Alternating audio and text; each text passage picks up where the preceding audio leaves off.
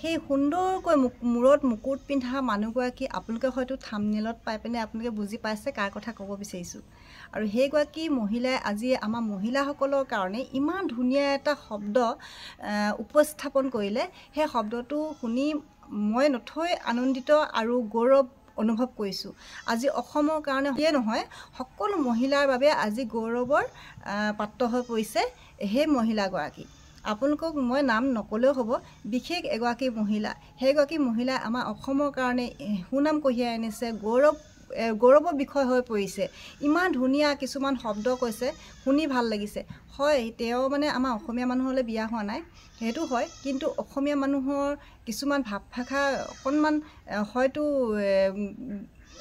নিজৰ গতিপথত হয়তো পাহৰি গৈছে কিন্তু তথাপিতো মানে মানুহগৰাকী ইমান ধুনীয়া এটা কথা উত্থাপন কৰিছে নহয় আমাৰ মহিলাসকলৰ কাৰণে আজি আগবঢ়া কথা কিছুমান কৈছে আৰু ভাল লাগিছে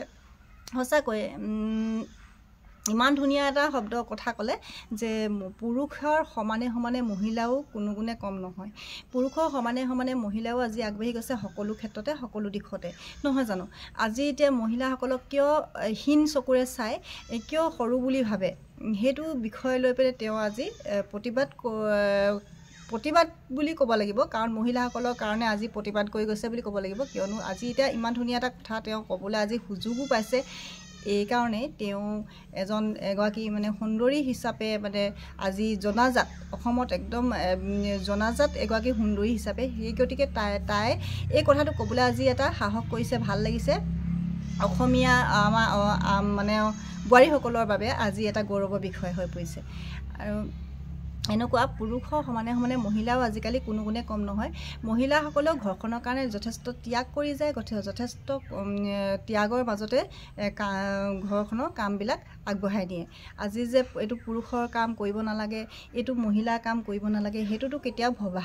নাভাবে মহিলাসকলে বিশেষকৈ নাভাবে সেই গতিকে পুৰুষসকলেও নিজকে যে সৰু হৈ যাম মহিলা কাম কিছুমান কৰিবলৈ পালে মই সৰু হৈ যাম বা মহিলাসকলৰ কাম কিয় কৰিম এনেকুৱা মহিলাসকলৰ কাম কৰিলে মই সৰু হৈ যাম সেইটো কথা কেতিয়াও ভাবিব নালাগে সেই কথাটোক লৈ পেলাই তেওঁ ইমান ধুনীয়া এটা কথা উত্থাপন কৰিলে আজি আমাৰ সমাজৰ বাবে ভাল লাগিলে শুনি পেলাই সেই গতিকে মোৰ চেনেলত অকণমান আপোনালোককো আগবঢ়ালোঁ ইমান ধুনীয়া এটা কথা কৈছে যে আজি এতিয়া ঘৰখনত মিলাপ্ৰীতিকে মানে মোকামিলাকে চলিবলৈ হ'লে আজি ঘৰখনৰ কাৰণে পুৰুষে মহিলাই সমানেই কৰিব লাগিব ঘৰখনৰ কাম সমানেই আগবাঢ়ি যাব লাগিব সেই বিষয়টো লৈ পেলাই ইমান ধুনীয়াকৈ মানে আমাক মানে আমাৰ মহিলাসকলৰ মানে মন চুই যোৱা কথা কৈছে সঁচাকৈ ভাল লাগিছে সেইকাৰণে আপোনালোকৰ লগত কি বুলি কৈছে আপোনালোকৰ লগত অকণমান শুনাবলৈ চেষ্টা কৰিম আপোনালোকে চাব ভিডিঅ'টো প্ৰথমৰ পৰা লাষ্টলৈকে তেতিয়াহে বুজিব মানুহগৰাকীয়ে কি ক'ব বিচাৰিছে যে পুৰুষসকলকো যে এনেকুৱা কথা কিছুমান বদনাম কিছুমান ক'ব জাপি দিব বিচৰা নাই যে আজি এইটো কথা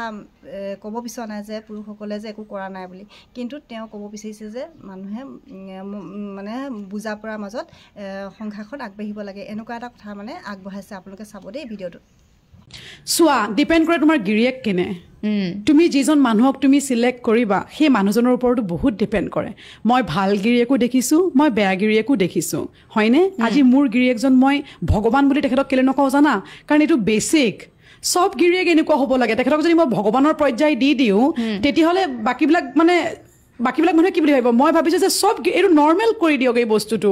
মোৰ যেনেকৈ এজনী ঘৈণীয়েকে এজনী গিৰিয়েকক ছাপোৰ্ট কৰে সেই হিচাপত মই ভাবিছোঁ গিৰিয়েকক সেই ছাপোৰ্টটো ঘৈণীয়েকক দিয়াটো অত্যন্ত জৰুৰী আজি যেনেকৈ মোৰ মা দেউতাই ইজন সিজনক যি ধৰণে ছাপোৰ্ট দিলে মোৰ মা এজনী চাকৰিয়াল মানুহ কিন্তু মায়ে নিজৰ দায়িত্বখিনি ঘৰটো পূৰণ কৰে আৰু চাকৰিটো পূৰণ কৰে এই বস্তুটো মোৰ দেউতাই সদায় এপ্ৰিচিয়েট কৰিছিলে দেউতাই আহি পেলাই কেতিয়াবা ৰাতি মাক কয় বিনু তুমি সিহঁতক পঢ়াবোৰে কাৰণ জানে ঘৈণীয়েকে পঢ়াই আছে নিজৰ ছোৱালীকেইজনীক গতিকে সেই ধৰণৰ গিৰিয়েক যাতে আমি আৰু দেখোঁ কিন্তু দুখৰ কথা এইটোৱেই যে ভাল গিৰিয়েক বহুত কম আৰু বেয়া গিৰিয়েকবিলাকৰ মাত্ৰাটো অলপমান বেছিয়ে সেইকাৰণে এই কথাবিলাক পাতাটো জৰুৰী গিৰিয়েকবিলাকে যে ভাবে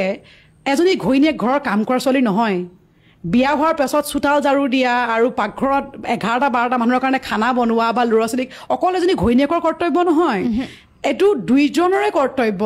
যে ঘৈণীয়েকে যে সদায় খানা বনাব লাগিব কেলে যাৰ যদি আজি মোৰ গাটো বেয়া মোৰ হাজবেণ্ডে বনাব মোৰ কাৰণে তেখেত কাইলৈ বিজি মই বনাম